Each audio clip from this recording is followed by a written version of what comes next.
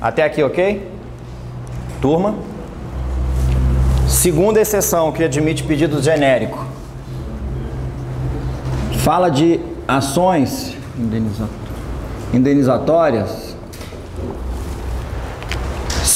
São ações indenizatórias, mas eu estou pedindo uma indenização em razão de um dano, claro. Só que, por essa regra aqui, eu não consigo, no momento do ajuizamento da ação, individualizar os danos que eu sofri. Eu ainda não consigo identificar com precisão a extensão do dano. Vamos pegar um exemplo. Uma pessoa é atropelada, se machuca seriamente, uma série de quebra ossos, articulações, e precisa fazer um tratamento médico, e esse tratamento envolve uma fisioterapia para ele recuperar o movimento das pernas. Ele não consegue andar. Qual é o prazo prescricional para eu propor uma ação dessa de indenização? 3 anos. Vamos supor que ele tem que ficar fazendo fisioterapia por 10, 12, 15 anos, a gente não sabe. Se ele esperar acabar o tratamento para pedir indenização, já vai ter prescrito, concordo? Então, essa é a situação que o código prevê. No momento de ajuizar a ação, eu sei que eu sofri um dano, mas eu não consigo ainda identificar com precisão a extensão desse dano, tá? Eu não sei quando é que esse dano vai parar de produzir efeitos. Então, nesse caso, eu peço de forma genérica, condene no pagamento do tratamento. E à medida que eu for tratando, eu vou liquidando aquele valor e vou executando, tá? Então é admitido o pedido genérico, eu não preciso especificar aqui, determinar de forma líquida, porque eu não sei qual é a extensão do dano, qual é a consequência, tá? Alguma dúvida com relação a isso? O inciso terceiro é uma situação específica em que eu não tenho como especificar o pedido, determinar o pedido, porque eu dependo de algum ato que deva ser praticado antes pelo réu. Vou colocar aqui como ato do réu.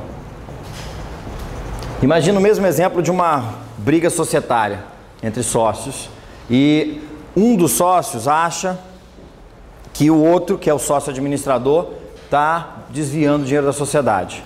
Ele é o sócio administrador, ele tem a contabilidade toda, detém toda a contabilidade. Como é que eu posso processar esse meu sócio e pedir o que eu acho que é devido, se ele é que tem as informações necessárias para que eu possa, a partir da análise desses dados, identificar quanto que eu acho que é devido? Então, nesse caso, eu dependo antes da prática de um ato do réu. Essa prática desse ato, eu vou pedir ao juiz que no curso do processo determine ao réu que pratique, tá?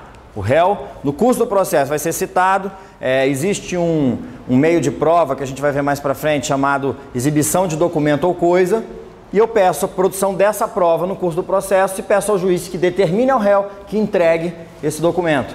A partir daí eu vou discutindo, juiz sentenciou, eu liquido a sentença e executo, tá?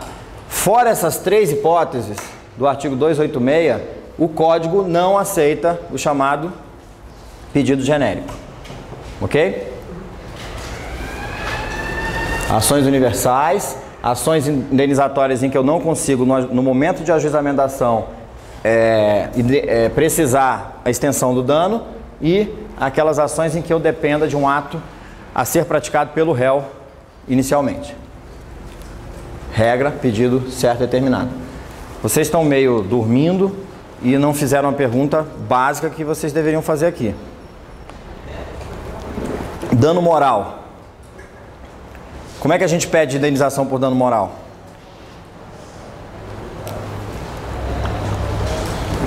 Os 3 alunos que passaram lá no site e baixaram as petições devem ter visto uma petição lá da época que eu estava na Procuradoria da Câmara, que eu representei um juiz na Corregedoria do Tribunal. Não sei se foram dessa turma os alunos. O que estava acontecendo? A Procuradoria da Câmara, ela só tem competência para uma matéria, via de regra. É a defesa da imagem da instituição Câmara dos Deputados e da instituição Deputados Federais, tá? Saíam matérias ofensivas à honra, à dignidade da Câmara ou de deputados, a Procuradoria entrava com ações. Então, sempre ações de de indenização, ok? Só que, claro, vocês conhecem suas excelências. Existem excelências e existem as excelências, né? Algumas dessas excelências, muitas vezes, a matéria saía num jornalzinho do sindicato dos vigilantes do interior do estado de São Paulo. A matéria não fazia nada, ela pegava uma matéria da Folha de São Paulo e dizia, olha, a Folha de São Paulo publicou matéria assim, assim, assim. Tem dano nisso? Dano moral? Ele só está cumprindo o papel de imprensa, que é noticiar. Ele não deu opinião, não fez juízo crítico, não falou do que ele não sabia, ainda deu a fonte. O jornal, Folha de São Paulo, fez assim, assim, assim. Se a matéria tivesse, a originária, tivesse com um dano e o outro reproduzisse, aí a gente podia pensar. Mas aí algumas excelências chegavam na procuradoria e diziam assim, ó, quero processar esse sindicato. Olha, deputado, me desculpa, mas aqui não tem dano, porque ele se limitou a informar. Não, eu quero processar e eu quero que você peça R$1 milhão de indenização. Isso era comum.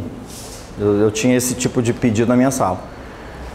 Deputado, eu quero, a procuradoria existe para isso? É para pedir quando a gente é ofendido? Eu estou ofendido. Vai pedir ou eu vou subir na tribuna e vou fazer um discurso dizendo que tem que fechar a procuradoria? Aí é o comando, né, que a gente precisa. Então tá. Deputado, olha só, existe uma coisa chamada ônus da sucumbência. Deixa eu explicar isso aqui para o senhor. Se eu peço 100 e eu perco a ação, eu sou condenado a pagar para o advogado do réu de 10% a 20% desse valor. Então, pegando por baixo, eu vou ter que pagar 10%. Se a gente ganha, o réu vai pagar para o senhor 100 e vai pagar para o advogado 10. Se o senhor pede 1.000 e a gente perde, o senhor vai pagar 100. Se o senhor pede 10 mil, o senhor vai pagar 1.000. Se o senhor, aí eu ia assim, 0 por 0. 100 mil, o senhor vai pagar 10 mil. Se o senhor pede 1 milhão e o senhor perde, o senhor vai pagar 100 mil. E é o senhor que vai pagar. A Câmara dos Deputados não tem autorização legal para esse tipo de despesa. Aí, mas como assim? Deputado, a lei foi votada aqui no Congresso, não tem nem como a gente questionar.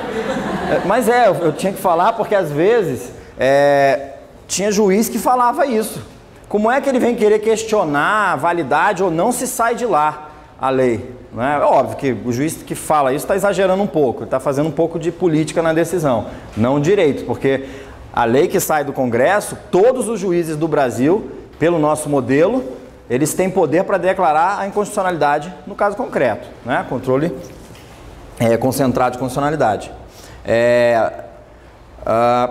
E aí, demonstrando isso aqui, ficava aquela coisa, eu ainda dizia mais, e olha, deputado, a imagem do Congresso não está muito boa perante o Judiciário. E pela experiência, eu digo para o senhor que eles estão preferindo bater nos 20%, porque é entre 10 a 20%. Então a gente já pode pensar aqui no senhor pedindo 1 milhão, perdendo e pagando 200 mil reais. O que você sugere? E aí, o que vocês sugeririam? Hã? Deixa pra lá. Deixa pra lá.